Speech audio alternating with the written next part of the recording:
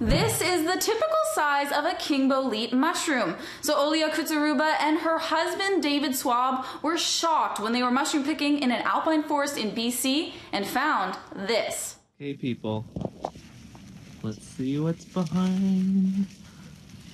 Ooh. I didn't look under the foliage, so then I looked and like all of a sudden I was like and I kind of like jumped back and then you were like, what's wrong with you? Weighing in at almost 7 pounds, this mushroom was a find of a lifetime for the couple. It's easier to find mushrooms that aren't edible, that are growing and enormous, and we see a lot of those as we hunt. And so it is kind of a lucky find to find something like this that's so enormous, so untouched, and hasn't been picked yet, because really usually they're eaten by animals, or we've picked, humans pick them before they get that big.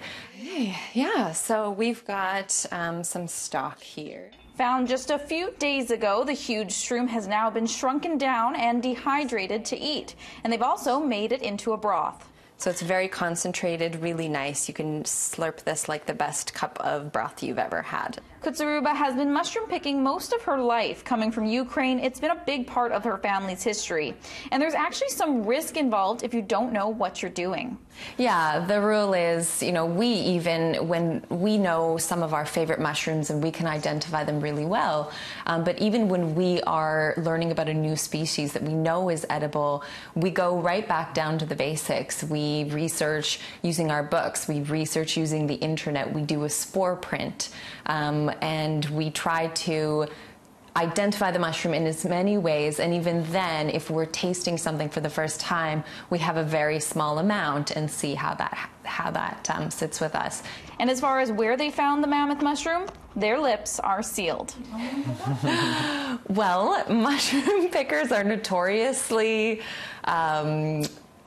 secretive about where they find mushrooms, and so I would probably not tell you exactly where I found it, but the general area is in the Sea to Sky corridor, kind of in the Alpine. With the rainy Vancouver weather, they're hopeful this season will be one of their best picking seasons yet. Now I'm going to get out of here because there's not much room.